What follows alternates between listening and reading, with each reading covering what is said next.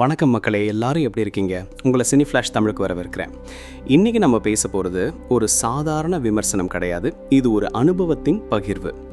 இந்திய அனிமேஷன் வரலாற்றையே படத்துக்கு முன்னாடி படத்துக்கு பின்னாடின்னு பிரிக்க போகிற ஒரு படைப்பை பற்றின ஒரு ஆழமான அலசல். தியேட்டருக்குள்ளே ஒரு சாதாரண ரசிகனை நுழைஞ்சு வெளியே வரும்போது ஒரு பக்தனா ஒரு பிரமிப்போட வெளிவர வச்ச அந்த மாயாஜாலத்தை பற்றி தான் நாம் இன்றைக்கி பார்க்க போகிறோம். மக்களே, நம்ம பார்க்க போகிற படம் திரை அரங்குகளில் ஆன்மீக அலையையும் வசூல் புயலையும் ஒரு சேர கிளப்பிக் கொண்டிருக்கும் மகாவதார் நரசிம்ம படத்தை பற்றி தான் பார்க்க போகிறோம். இந்த படத்தோட அறிவிப்பு வந்தப்பவே பல கேள்விகள். அனிமேஷன் படமா, அதுவும் புராண கதையா, நம்ம ஊரில் ஒர்க் அவுட் ஆகுமா, தெரிஞ்ச கதையை எப்படி சுவாரஸ்யமாக சொல்ல போகிறாங்கன்னு ஏகப்பட்ட சந்தேகங்கள். ஆனால் எல்லா சந்தேகங்களையும் கேள்விகளையும் தூளாக்கிட்டு ஒரு சினிமேட்டிக் மாஸ்டர் பீஸாக நம்ம முன்னாடி நிற்குது இந்த மகாவதார் நரசிம்மா.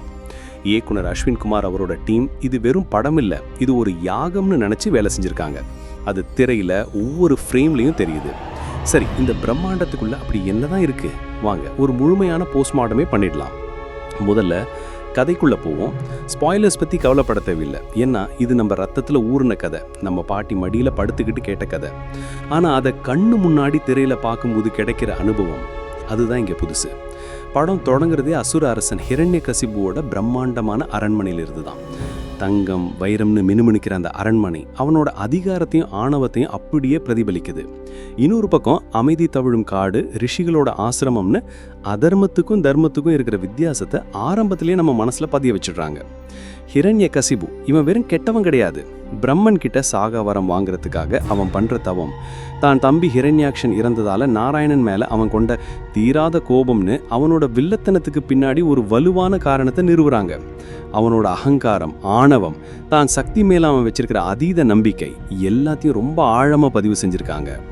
பிரகலாதன் பற்றி சொல்ல போனால் இவன் கதையோட ஆன்மா. நம்ம பிரகலாதன் ஒரு சின்ன பையன், ஆனால் அவனோட மனசுக்குள்ளே இருக்கிற நம்பிக்கை ஒரு இமயமலை மாதிரி உறுதியாக இருக்குது. அப்பா அடிக்கிறாரு, மிரட்டுறாரு, நெருப்பில் தூக்கி போடுறாரு, விஷம் கொடுக்குறாரு.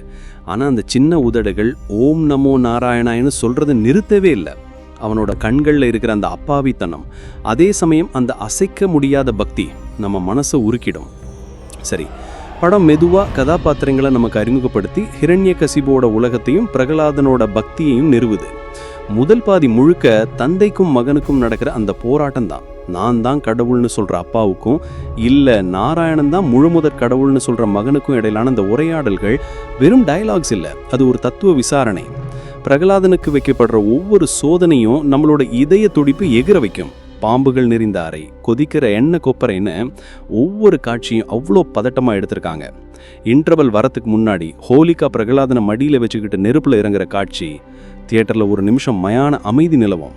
அந்த நெருப்பு பிரகலாதனை ஒன்றுமே செய்யாமல் ஹோலிகாவை எரிக்கும் போது பக்தியோட சக்தி என்னன்னு நம்ம முகத்தில் அரைஞ்ச மாதிரி சொல்லுவாங்க. இரண்டாம் பாதி தான் படத்தோட ஆட்டம். எல்லா சோதனைகளையும் தாண்டி வர பிரகலாதனை பார்த்து பொறுமையிழந்த ஹிரண்யகசிபு, எங்கே இருக்கிறானோ நாராயணன், இந்த தூணில் இருக்கிறானான்னு கர்ஜனையோட கேட்க பிரகலாதன் அமைதியான உறுதியா தூணிலும் இருப்பார் துரும்பிலும் இருப்பார்னு சொல்ற அந்த ஒரு நொடி.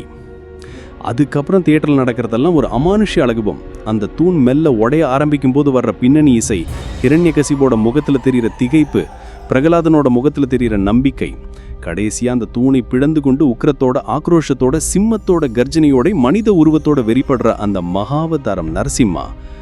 அப்பா, அதுக்கப்புறம் நடக்கிற கிளைமேக்ஸ் ஒரு வெறித்தனமான ஆக்ஷன் பிளாக் மட்டும் இல்லை, அது அதர்மத்துக்கும் தர்மத்துக்கும் நடக்கிற இறுதி போர். ஒவ்வொரு அடியும் ஒவ்வொரு நகரும் அவ்வளவு நேர்த்தியாக அவ்வளவு பவர்ஃபுல்லாக இருக்கும். அந்தி சாயின் நேரத்தில் வாசற்படியில் மடியில் கிடத்தி நகங்களால் கிழித்து கொள்ளும் அந்த இறுதி நிமிடங்கள் புராணத்தில் நம்ம படித்ததை அப்படியே கண் முன்னாடி கொண்டு வந்து நிறுத்தும். சரி, இப்போது இந்த படத்தோட ஆணிவேராக இருக்கிற ப்ளஸ் பாயிண்ட்ஸை ஒன்றொன்னா ஆழமாக அலசுவோம். முதல்லயே சொன்ன மாதிரி இது இந்திய அனிமேஷன் கிடையாது, இது உலக அனிமேஷன். டிஸ்னே, பிக்சார் படங்களுக்கு நிகரான ஒரு அவுட்புட்டை கொடுத்துருக்காங்க. ஒவ்வொரு கதாபாத்திரத்தோட அசைவுகளும் முகபாவனைகளும் அவ்வளவு தத்ரூபமாக இருக்குது. பிரகலாதனை பார்க்கும்போது ஒரு தெய்வீக கலை. ஹிரண்யகசிபுவோட உடலமைப்பு, அவனோட கிரீடம், ஆடை எல்லாமே அவனோட ஆணவத்தை பிரதிபலிக்குது. முக்கியமாக நரசிம்மரோட வடிவமைப்பு மிரட்டிட்டாங்க. அந்த சிங்க முகம், கோரமான பற்கள், சிவந்த கண்கள், கூர்மையான நகங்கள், உடம்புல இருக்கிற ஒவ்வொரு முடியும் சிலிர்த்து நிற்கிறதுன்னு புராணங்களில் வர்ணிச்சதை விட 100 மடங்கு பவர்ஃபுல்லாக வடிவமைச்சிருக்காங்க. ஹிரண்யகசிபுவோட அரண்மனையோட சின்ன சின்ன வேலைப்பாடுகள், ஆசிரமத்தோட எளிமை, காடுகளோட அடர்த்தி, யாக குண்டத்திலிருந்து வர்ற நெருப்போட தத்துரூபம்னு ஒவ்வொரு விஷயத்தையும் பார்த்து பார்த்து செஞ்சிருக்காங்க. 2, இந்த படம் வெறும் ஆக்ஷன் படம் இல்ல, இது ஒரு பக்தி காவியம். பிரகலாதன் கதாபாத்திரம் மூலமா உண்மையான பக்தினா என்னன்னு நம்ம மனசுல ஆழமா பதிய வச்சிடுறாங்க. அவன் அடி வாங்கும் போதெல்லாம் நமக்கு வலிக்கும், அவன் ஜெயிக்கணும்னு நம்ம மனசார வேண்டுவோம். அந்த அளவுக்கு நம்மளை அந்த கதாபாத்திரத்தோட ஒன்ற வச்சிடுறாங்க. ஹிரண்யகசிபுவை ஒரு அரக்கனா மட்டும் காட்டாம ஒரு மகனை திருத்த துடிக்கிற ஒரு தந்தையா, தன் கொள்கையில உறுதியா இருக்கிற ஒரு ராஜாவா, தன் தம்பியோட மரணத்துக்காக பழிவாங்க துடிக்கிற ஒரு அண்ணனான்னு பல பரிமாணங்களை காட்டியிருக்காங்க.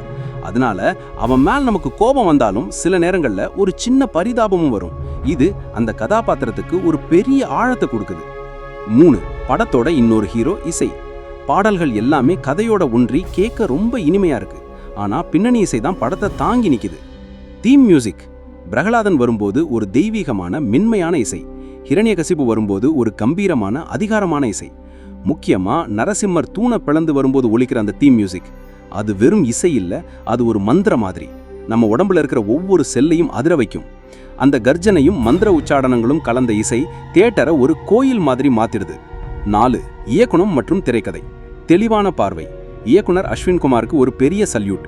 தெரிஞ்ச கதையை எங்கேயும் போர் அடிக்காம அடுத்து என்ன நடக்கும்னு தெரிஞ்சாலும் அந்த காட்சியை பார்க்கணுங்கிற ஆர்வத்தை நம்ம கிட்ட உருவாக்குறதுல தான் ஒரு இயக்குனரோட வெற்றி இருக்கு.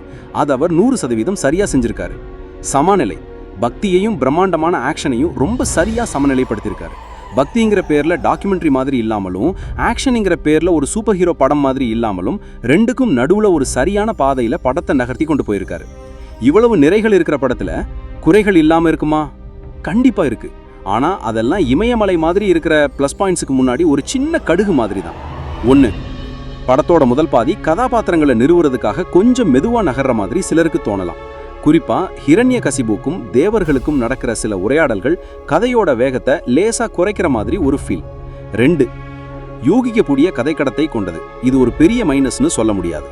ஏன்னா இது புராண கதை. கிளைமேக்ஸ் என்னன்னு நமக்கு நல்லாவே தெரியும். அதனால ஒரு த்ரில்லர் படத்துல இருக்கிற மாதிரி அடுத்து என்ன நடக்குங்கிற எதிர்பார்ப்பு இங்கே இருக்காது. ஆனா அது எப்படி நடக்க போகுதுங்கிற எதிர்பார்ப்பை உருவாக்குறதுல தான் படம் ஜெயிக்குது. இருந்தாலும் புதுமையான திருப்பங்களை எதிர்பார்க்கிற ரசிகர்களுக்கு இது ஒரு சின்ன குறையா தெரியலாம். 3, சில துணை கதாபாத்திரங்கள். ஆக ஹிரண்யகசிபு, பிரகலாதன், நரசிம்மர்னு முக்கிய கதாபாத்திரங்களுக்கு கொடுத்த கவனம் சில துணை கதாபாத்திரங்கள், உதாரணமா தேவர்கள், ரிஷிகள் போன்றவங்களுக்கு கொஞ்சம் குறைவா இருந்த மாதிரி ஒரு உணர்வு. அவங்களோட பங்களிப்பை இன்னும் கொஞ்சம் அதிகப்படுத்திருக்கலாம். சரி, இந்த படம் என்ன சொல்லுது என்னண்டா, இந்த படம் வெறும் பொழுதுபோக்கு மட்டும் இல்லை, இது சில ஆழமான செய்திகளை நமக்கு சொல்லுது. நம்பிக்கையின் வலிமை.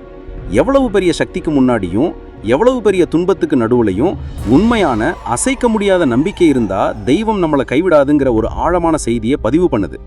மற்றது அகங்காரத்தின் அழிவு. நான் என்கிற அகங்காரம் ஒரு மனிதனை எவ்வளவு பெரிய சக்திசாலியானாலும் எப்படிப்பட்ட அழிவுக்கு கொண்டு போகுங்கிறத ஹிரண்யகசிபு கதாபாத்திரம் மூலமா ரொம்ப அழுத்தமா சொல்லியிருக்காங்க. அடுத்தது தர்மத்தின் வாழ்வுதனை. எவ்வளவு காலமானாலும் எவ்வளவு சோதனைகள் வந்தாலும் இறுதியில் தர்மம் தான் வெல்லும்ங்கிற தர்மத்தோட அடிப்படையை இந்த படம் உறக்க சொல்லுது. ஸோ கடைசியா இந்த மகாவதார் நரசிம்மா படத்தை பார்க்கலாமா வேண்டாமா? நான் உறுதியா ஆணித்தரமா சொல்றேன், கண்டிப்பாக கட்டாயமாக குடும்பத்தோட திரையரங்கில கொண்டாடப்பட வேண்டிய ஒரு காவியம் இது. நீங்க ஒரு பரபரப்பான மசாலா படம் பார்க்கணும்னு நினைச்சீங்கன்னா இது உங்களுக்கு செட் ஆகாது. ஆனா ஒரு பிரம்மாண்டமான விஷுவல் ட்ரீட்டை அனுபவிக்கணும்னு நினைச்சீங்கன்னா, நம்ம புராண கதையோட ஆழத்தையும் பக்தியோட சக்தியும் எணரணும்னு நினைச்சீங்கன்னா, உங்க குழந்தைகளுக்கு நம்ம கலாச்சாரத்தையும் கதைகளையும் ஒரு மறக்க முடியாத அனுபவமா கொடுக்கணும்னு நினைச்சீங்கன்னா, இந்திய சினிமா பெருமைப்பட வேண்டிய ஒரு படைப்பை பார்க்கணும்னு நினைச்சீங்கன்னா கண்டிப்பா இந்த படத்துக்கு டிக்கெட் புக் பண்ணுங்க. இது வெறும் சினிமா இல்ல, இது ஒரு தியானம், இது ஒரு ஆன்மீக பயணம்.